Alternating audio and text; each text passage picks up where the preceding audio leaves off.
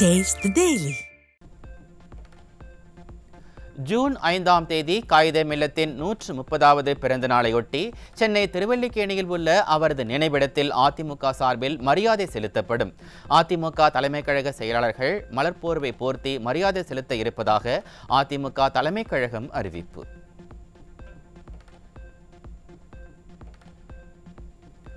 கோவை அரசு பள்ளி மாணவ மாணவிகளுக்கு விலையில்லா நோட்டு புத்தகங்களை வழங்கி அதிமுக முன்னாள் அமைச்சர் SP வேலுமணி வாழ்த்து.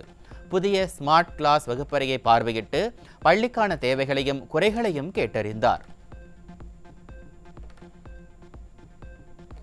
திராவிட மாடல் அரசு எடுத்த உறுதியான நடவடிக்கைகளால் 5 மாதங்களில் வழக்கு விசாரணை முடிக்கப்பட்டு அண்ணா பல்கலைக்கழக பாலியல் வழக்கில் நீதிமன்றத்தில் தீர்ப்பு பெறப்பட்டிருப்பதாக மார்த்தட்டும் கொத்தடிமை அமைச்சர் ரகுபதிக்கு முன்னாள் அமைச்சர் RB உதயகுமார் கடும் கண்டனம். தமிழகத்தில் உள்ள அனைத்து பாலியல் வன்கொடுமை வழக்குகளின் நிலை என்ன என்று தெரியாமல் நடவடிக்கை எடுக்காமல் பதுங்குவதாக குற்றச்சாட்டு. 2026இல் மீண்டும் அதிமுக ஆட்சி அமைந்தவுடன் அண்ணா பல்கலைக்கழக பாலியல் வழக்கு முதல் தமிழகத்தில் அனைத்து பாலியல் வழக்குகளும் மீண்டும் விசாரணை நடத்தப்படும்.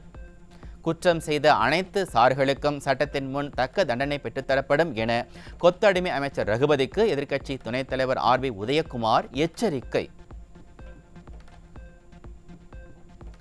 தூத்துக்குடியில் 6 வயது சிறுமிக்கு பாலியல் தொல்லை கொடுத்த 61 வயது முதியவர் போக்சோவில் பிடிபட்டார். விடியா ஸ்டாலின் ஆட்சியில் பெண்கள் மற்றும் பெண் குழந்தைகளுக்கு எதிரான பாலியல் குற்றங்கள் தொடர்ந்து அதிகரித்து வரும் நிலையில் அப்பா ஸ்டாலின் என்ன செய்து கொண்டிருக்கிறார் என மக்கள் கேள்வி. சிவகங்கை மாவட்டத்தில் போக்சோ பிரிவின் கீழ் பதிவு செய்யப்படும் வழக்குகளின் எண்ணிக்கை தொடர்ந்து அதிகரித்து வரும் அவலம். திமுக ஆட்சியில் 4 ஆண்டுகளில் இதுவரை பெண்களுக்கு எதிராக 131 வழக்குகள் பதிவாகியுள்ள நிலையில் பெண்களுக்கு பாதுகாப்பு வழங்கும் லட்சணம் இதுதானா ஸ்டாலின் என மக்கள் கேள்வி. செங்கல்பட்டு மாவட்டம் கல்பாக்கம் அருகே சிறுமிக்கு தொடர்ந்து பாலியல் தொல்லை அளித்த நபருக்கு 3 ஆயுள் தண்டனை விதித்து நீதிமன்றம் உத்தரவு. ஸ்டாலினின் திமுக ஆட்சியில் பெண்களுக்கு எதிரான குற்ற சம்பவங்கள் அதிகரித்து வருவதால் பெண் பிள்ளைகளை பெற்ற பெற்றோர் வேதனை. கோவை மாவட்டம் பொள்ளாச்சி அருகே வீட்டில் தனியாக இருந்த 19 வயது கல்லூரி மாணவியை கத்தியால் குத்தி கொலை செய்த மர்ம நபர்கள். ஸ்டாலினின் திமுக ஆட்சியில் பள்ளி கல்லூரி மாணவிகளின் உயிருக்கு பாதுகாப்பு இல்லாத நிலை தொடர்கதையாகி வருவதாக மக்கள் குற்றச்சாட்டு. தஞ்சாவூர் மாவட்டம் கூடலூர் அருகே டாஸ்மாக் கடையில் நடந்த தகராறில் இளைஞரை மர்ம நபர்கள் கத்தியால் குத்தி கொலை செய்த கொடூரம். கொலையாளிகள் குறித்து புகார் அளித்தும் ஸ்டாலின் அரசின் ஏவல் துறை எந்த நடவடிக்கையும் எடுக்கவில்லை என கொலையானவரின் மனைவி கண்ணீர் மல்க கதறல்.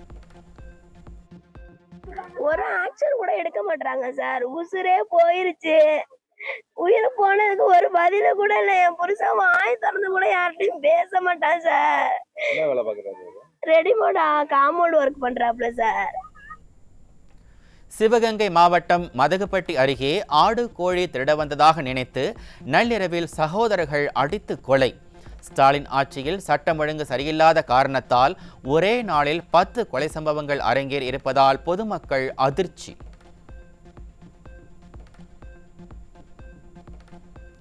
தூத்துக்குடி மாவட்டம் சாத்தான்குளம் அருகே வீட்டில் தனியாக வசித்து வந்த பெண் அடித்து கொலை. ஸ்டாலினின் திமுக ஆட்சியில் காவல்துறை கும்பகர்ண தூக்கத்தில் இருப்பதால் மர்ம மரணங்கள் தொடர்கதையாகி வருவதாக மக்கள் குற்றச்சாட்டு. திருப்பத்தூர் மாவட்டம் வாணியம்பாடி அருகே இளைஞர்களின் வாழ்வை சீரழிக்க கொண்டு செல்லப்பட்ட 8 கிலோ கஞ்சா சிக்கியது.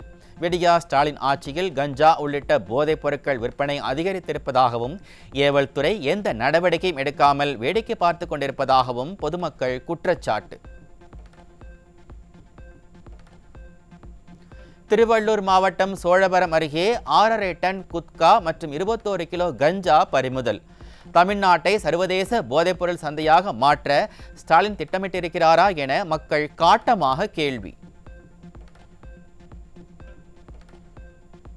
சென்னை அசோக் நகரில் இளைஞர்களின் வாழ்வை சீரழிப்பதற்காக வைக்கப்பட்டிருந்த கொக்கைன், மெத்தபெட்டமைன் உள்ளிட்ட போதைப் பொருட்கள் சிக்கின.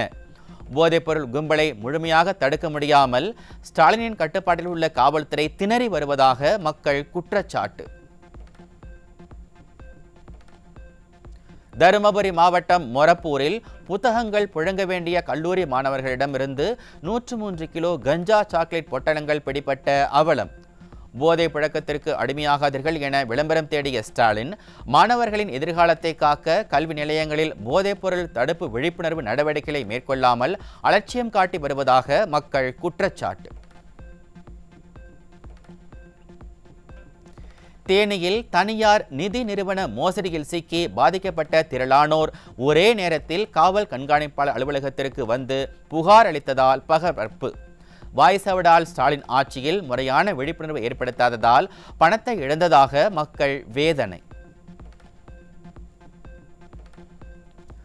வேலூரில் 5 நபர்களிடம் வெளிநாட்டுக்கு அனுப்பி வைப்பதாக கூறி மொத்தமாக 9 லட்சம் ரூபாய் வரை பெற்று தம்பதியினர் மோசடியில் ஈடுபட்டதாக புகார்.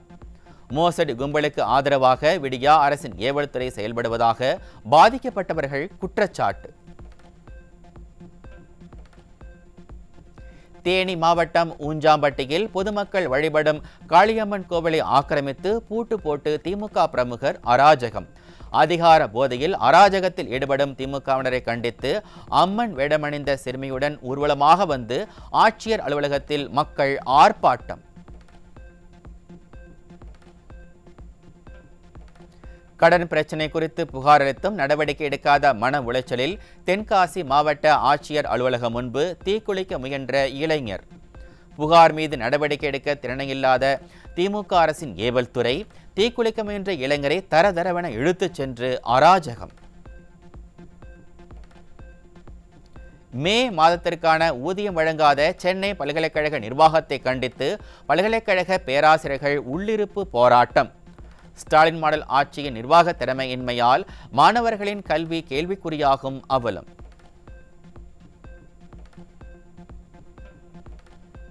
செங்கல்பட்டு மாவட்டம் மூவரசம்பட்டு அரசினர் மேல்நிலைப் பள்ளிக்கு வருகை தந்த திமுக அமைச்சர் மற்றும் மாவட்ட ஆட்சியர் மின்வெட்டால் வெகுநேரம் காத்து கிடந்த அவலம். பள்ளி திறப்பு முதல் நாளில் அனைத்து ஏற்பாடுகளையும் செய்ய வேண்டும் என்ற உத்தரவு. ஸ்டாலின் மாடல் ஆட்சியில் காற்றில் பறந்த அவலம். தென்காசி மாவட்டம் சங்கரன்கோவில் திமுக நகர்மன்ற தலைவுக்கு எதிராக நம்பிக்கையில்லா தீர்மானம் கொண்டுவர நகராட்சி ஆணையரிடம் மனு. நகராட்சியில் 30 வார்டுகளில் மக்களுக்கு தேவையான அடிப்படை வசதிகளை முறையாக செய்து தரவில்லை என குற்றச்சாட்டு. திருவள்ளூர் மாவட்டம் பொன்னேரி அருகே ஒரே ஒரு மாணவிக்காக அரசு பள்ளி இயங்கும் நிலையில் மாணவர் சேர்க்கையை அதிகரிக்க வேண்டும் என கோரிக்கை. திறனற்ற ஸ்டாலின் அரசு டாஸ்மாக் மீது காட்டும் அக்கறையில் துளி கூட அரசு பள்ளிகள் மீது காட்டாததால் அரசு பள்ளிகளில் குறைந்து வரும் மாணவர் சேர்க்கை.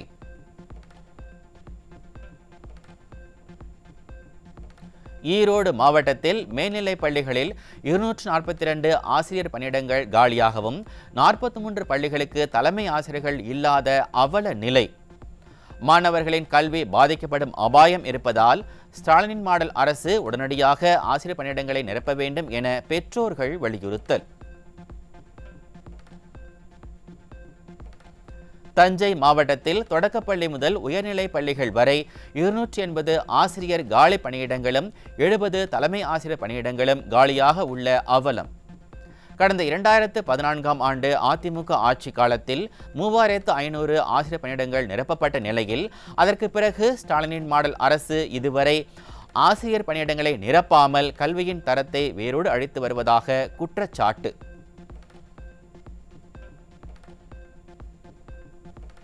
புதுக்கோட்டை மாவட்டம் பெரியதம்பி உடையான்பட்டியில் உள்ள அரசு உதவி பெறும் பள்ளியில் போதிய கட்டடம் இல்லாததால் கிராம சேவை கட்டடத்தில் கல்வி கற்பிக்கப்படும் அவலம். விடியா ஆட்சியில் பலமுறை வலியுறுத்தியும் நடவடிக்கை இல்லாததை கண்டித்த கிராம மக்கள் கிராம சேவை கட்டடத்திற்கு பூட்டு போட்டு ஆர்ப்பாட்டம். சிவகங்கையில் போதிய பேருந்து வசதி இல்லாததால் படிக்கட்டில் தொங்கியவாறு ஆபத்தான முறையில் பயணம் செய்த பள்ளி மாணவர்கள். பள்ளிகள் திறக்கப்பட்ட நிலையில் போதிய பேருந்துகளை இயக்காத போக்குவரத்துறை அமைச்சர் விளம்பர மாடல் முதலமைச்சரைப் போலவே போட்டோ ஷூட் நடத்த சென்றுவிட்டாரா என மக்கள் விமர்சனம்.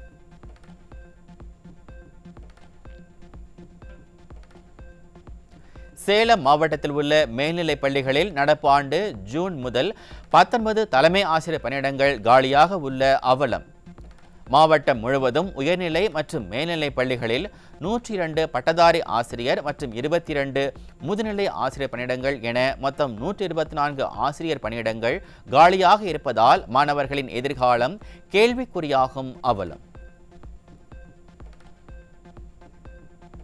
ஸ்டாலினின் திமுக ஆட்சியில் ஆசிரியர் காலி பணியிடங்களை நிரப்ப திறனில்லாமல் நிதியும் இன்றி நிர்வாக திறமையின்மையால் தத்தளிக்கும் பள்ளி கல்வித்துறை. மாடல் ஆட்சியை பேசும் ஸ்டாலின் ஆசிரியர் நியமனங்களை வறட்சிக்கால அடர்த்தியில் தள்ளி மாணவர்களின் கல்வி எதிர்காலத்தை சிதைக்கிறாரா என மக்கள் கேள்வி.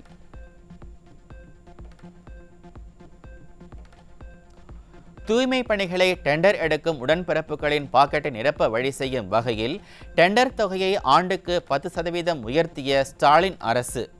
தூய்மை பணியாளர்களுக்கு 1% கூட ஊதிய உயர்வு வழங்காமல் ஸ்டாலின் அரசு இன்னலுக்கு ஆளாக்குவதாக குற்றச்சாட்டு. பொம்மை முதலமைச்சரின் நிர்வாக திறமையின்மை மற்றும் தொலைநோக்கு பார்வையின்மையால் கர்நாடகா கூடுதலாக வழங்கிய 129 டிஎம்சி காவிரி நீரில் 63 டிஎம்சி நீர் கொள்ளிடம் கீழணை வழியாக சென்று கடலில் கலந்த அவலம். நீரை வீணடித்து நம்பிக்கையை சிதைத்த ஸ்டாலின் அரசின் மீது விரக்தியில் உள்ள விவசாயிகள் குடிமராமத்து நாயகன் எடப்பாடி பழனிசாமி மீண்டும் ஆட்சிக்கு வரும் நாளை எதிர்நோக்கி காத்திருக்கிறார்கள். 673 கோடி ரூபாய் மதிப்பிலான சரபங்கா ஏரிகள் திட்டமும் 6941 கோடி ரூபாய் தேவைப்படும் காவிரி வைகை குண்டாறு இணைப்பு திட்டமும் ஸ்டாலின் அரசின் திறமையின்மையால் நிதியின்றி கைவிடப்பட்ட அவலம். மேட்டூர் அணையில் கதவணைகள் கட்டி முடிக்க கூட திராணியில்லாத இந்த அரசு கடன் வாங்கும் பல லட்சம் கோடி ரூபாய் பணமெல்லாம் யார் பாக்கெட்டுக்கு செல்கிறது என விவசாயிகள் கேள்வி. கடந்த 5 மாதங்களில் தமிழகத்தில் டெங்கு காய்ச்சலால் 7500 பேர் பாதிக்கப்பட்டுள்ள நிலையில் கொசு பெருக்கத்தை கட்டுப்படுத்த நடவடிக்கை எடுக்காமல் தடுப்பு மருந்து போதுமானதாக இருப்பதாக விளம்பரம் தேடும் ஸ்டாலின் அரசு. மாரத்தான் ஓடி தன் நலனை விளம்பரப்படுத்திக் கொள்ளும் பிரியாணி புகழ் அமைச்சர் மக்கள் நலனை காக்க நடவடிக்கை எடுக்காமல் இருப்பது ஏன் சார் என மக்கள் கேள்வி. தமிழ்நாட்டில் கொரோனா பரவல் அதிகரித்து வரும் நிலையில் அமெரிக்காவில் உல்லாச பயணம் முடித்து திரும்பிய விடியா திமுக அமைச்சர் தொற்று லேசானது, பீதி தேவையில்லை என கூறியதால் மருத்துவர்கள் அதிருப்தி. தமிழகத்தில் கொரோனாவிற்கு 2 பேர் உயிரிழந்திருக்கும் நிலையில் விளம்பரம் மற்றும் அலட்சிய போக்கை விடுத்து மக்களின் உயிரின் அக்கறை கொண்டு செயல்பட மக்கள் வலியுறுத்தல். ஆக்கிரமிப்புகள் மற்றும் கழிவுகளால் விஷ ஏரியாக மாறி துர்நாற்றத்துடன் நிலத்தடி நீரையும் மாசடைய செய்யும் நிலையில் உள்ள ஓட்டேரி ஏரியை பருவமழை தொடங்கியும் தூர் வாராத ஸ்டாலின் அரசு. ஒவ்வொரு ஆண்டும் பட்ஜெட்டில் 6 மற்றும் ஏரிகளை தூர்வார ஒதுக்கும் பணமெல்லாம் எந்த சாருக்கு செல்கிறது என மக்கள் கேள்வி. சென்னையில் ஒரு வாரத்தில் 46.7 gram cocaine, 22 gram methamphetamine, 28 LSD மாத்திரைகள் பறிமுதல். போதை ஒழிப்பு குறித்து பொம்மை முதலமைச்சர் வீடியோவில் பொறுப்பில்லாமல் உரை புகட்டினால் போதையை கட்டுப்படுத்த முடியுமா என மக்கள் கேள்வி. தமிழகத்தில் போதைப்பொருள் கடத்தல் வழக்கில் 4 ஆண்டுகளில் 107 பெண்கள், 2010 ஆண்கள் என 2117 பேர் மீது குண்டர் சட்டம் பாய்ந்தது. ஸ்டாலின் ஆட்சியில் வழக்குகள் பதிந்தாலும் முறையான நடவடிக்கை இல்லாததால் குற்ற சம்பவங்கள் தொடர்ந்து நடைபெற்று வருவதாக பொதுமக்கள் வேதனை. சென்னைக்கு குடிநீர் வழங்கும் வீராணம் குடிநீர் திட்ட குழாயில் உடைப்பு ஏற்பட்டு வீணாக வெளியேறிய நீர். ஸ்டாலின் ஆட்சியில் குடிநீர் குழாய்கள் முறையாக பராமரிக்கப்படாததால் சென்னையில் குடிநீர் தட்டுப்பாடு ஏற்படும் நிலை. திண்டுக்கல் மாவட்டம் கொடைக்கானல் அருகே 3 நாட்களாக மின் மாற்றியில் அவ்வப்போது தீப்பற்றி மின்வெட்டு ஏற்பட்டதால் மக்கள் அவதி.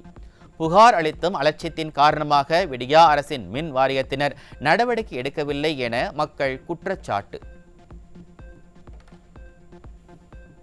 திருச்சி மாவட்ட ஆட்சியர் அலுவலக வளாகத்தில் நடைபெற்ற அங்கன்வாடி உதவியாளர் பணிக்கான நேர்முக தேர்வுக்கு நீண்ட நேரம் காக்க வைக்கப்பட்டதால் கை குழந்தைகளுடன் வந்திருந்த தாய்மார்கள் அவதி.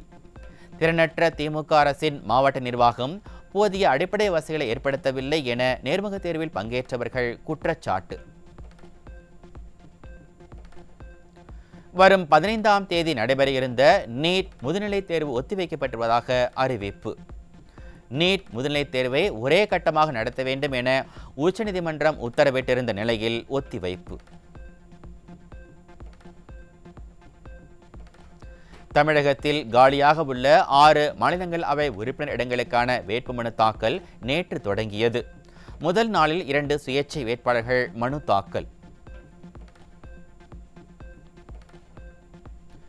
சிக்கிம் மாநிலத்தில் உள்ள சத்தான் ராணுவ முகாம் பகுதியில் ஏற்பட்ட நிலச்சரிவில் சிக்கி 3 ராணுவ வீரர்கள் உயிரிழப்பு. 6 வீரர்கள் மாயமான நிலையில் தேடுதல் பணி தீவிரமாக நடைபெற்று வருவதாக அதிகாரிகள் தகவல். ரஷ்யா மற்றும் யுக்ரைன் நாடுகள் போர் கைதிகளை பரிமாற்றிக்கொள்ள திட்டமிட்டிருப்பதாக அறிவிப்பு. துருக்கியில் நடைபெற்ற அமைதி பேச்சுவார்த்தையில் முடிவு எட்டப்பட்டதாக தகவல்.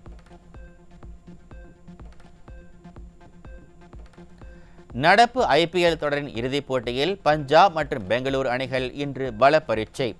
குஜராத் மாநிலம் அகமதாபாத்தில் இரவு 7:30 மணிக்கு போட்டி தொடங்க உள்ளது. பிரெஞ்சு ஓபன் டென்னிஸ் தொடரின் மகளிர் ஒற்றையர் பிரிவில் அமெரிக்க வீராங்கனை மேடிசன் கீஸ் காலிறுதிக்கு முன்னேற்றம். தகுதி போட்டியில் சக நாட்டு வீராங்கனையான ஹெய்லி பாப்டிஸை வீழ்த்தி காலிறுதிக்குள் நுழைந்தார். நார்வே செஸ் தொடரில் நடைபெற்ற 6வது சுற்று ஆட்டத்தில் கால்சனை வீழ்த்தினார் தமிழ்நாட்டு வீரர் குகேஷ். தோல்வியடைந்த விரக்தியில் கோபமடைந்த கால்சன் மேஜையில் ஓங்கி குத்திய காட்சி இணையத்தில் வைரல்.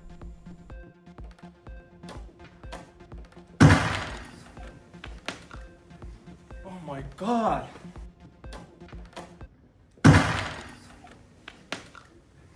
Oh my God!